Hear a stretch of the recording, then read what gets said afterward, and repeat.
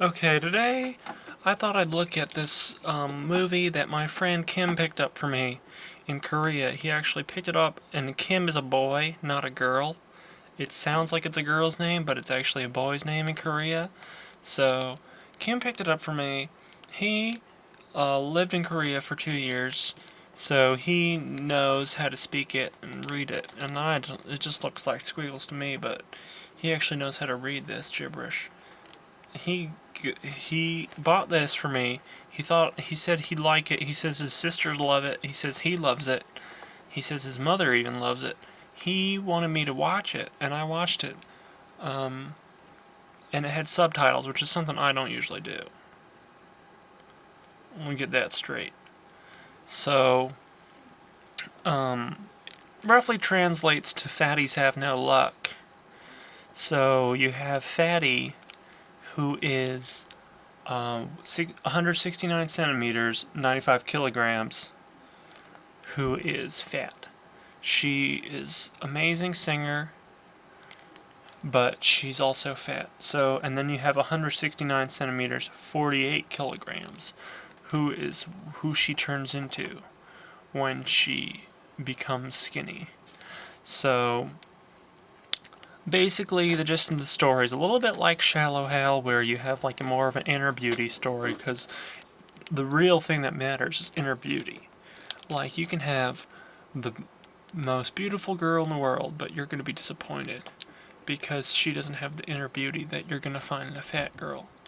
So, the bigger you are, the more inner beauty you can fit inside of your body.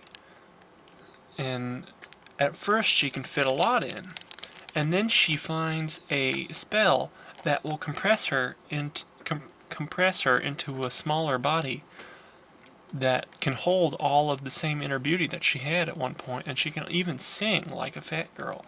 So, Jackie Chan is up here at the top. I think it's Jackie Chan, but he is the amazing record producer who is a ladies' man. And he goes around with the singers, and he gets along great with singers. But what you don't know is that the singers are really just pretty much empty bodies with no souls and very few inner beauty. So the big fat girl is actually behind the stage singing the whole time. Anyway, so that was actually her pants on the front. That's what her pants looked like at some point, and then she's actually standing inside of her old pair of pants, and he's stretching them out. I don't know what he's looking at, because it looks like he's looking down even further than the pants, I'll tell you that. But he is pulling out, stretching them out, just to show you how much weight she lost when she got that spell put on her. So what happens is it's a little bit of like a Cinderella story, because she got the spell put on her, but then the spell's not going to last for too long. She needs to fall in love with this guy, make her fall in love with him, and then make him realize that she is still herself, even though she's in the fat body. So, and in Korea, Kim said that girls can't get fat. Like, if you're fat, they will either ostracize you, or they will send you to the salt mines, and which means they're gonna pop you right in the back of the head, like a little bit of that, and so nobody will find you. They won't disturb you, but it's just piles and piles upon piles of decaying, obese women and men, babies, who, and even animals, even their pets who get fat, they send them back there. But what he says is that the bodies don't decay because there's so much salt to preserve them. So you literally have these bodies who are just bloated, flies coming over just to chomp on them, just feast on them. Flies. He said the way he said it, the smell was so terrible that, like, he could smell it through his car. He could smell it through the car. And anyway, so he smelled it. He said he smelled it on his car like 3 days later, which is a long time. Anyway, so back to the movie. It's a real love story, and it's a really beautiful story. So, luckily, Well, she was fat. This is why it's unrealistic, because she was fat. She didn't get sent to no salt mines, even though she was fat. I think it might be like if you reach a certain age or something and you're still fat, they might send you. But still, she was a great singer. She was the voice behind them. And in the end, not to ruin it, but come on, guys, it's a romantic comedy. It's got to be romantic. So he does fall in love with her. She gets the boy. She gets the guy. The guy gets the girl. They're just happy together. It's a lot like Shallow Hal, I gotta say. So, if you've seen Shallow Hal, this is a little bit different, so it's worth seeing. But if you liked Shallow Hal, you're gonna love this. If you loved Shallow Hal, this is gonna be your new favorite movie. If you didn't see Shallow Hal yet, first of all, A, see Shallow Hal, and two, come see this one after you're done because you're gonna like it.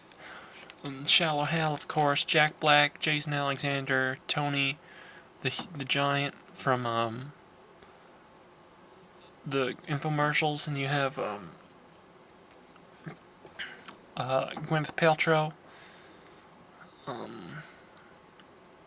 So basically, once again, it is 109 minutes long, so this is going to be a long one for you guys sitting at home.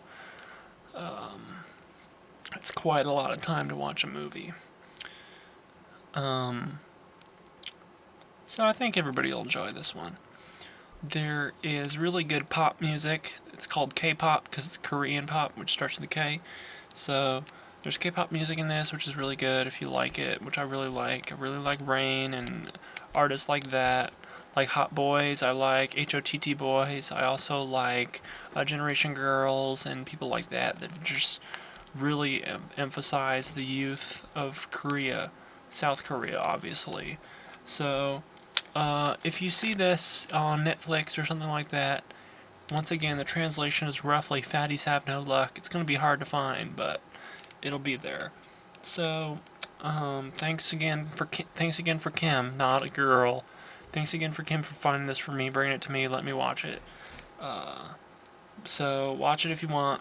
I'd give it maybe a 7 out of 10. I'd give it a 7 out of 10. So signing off.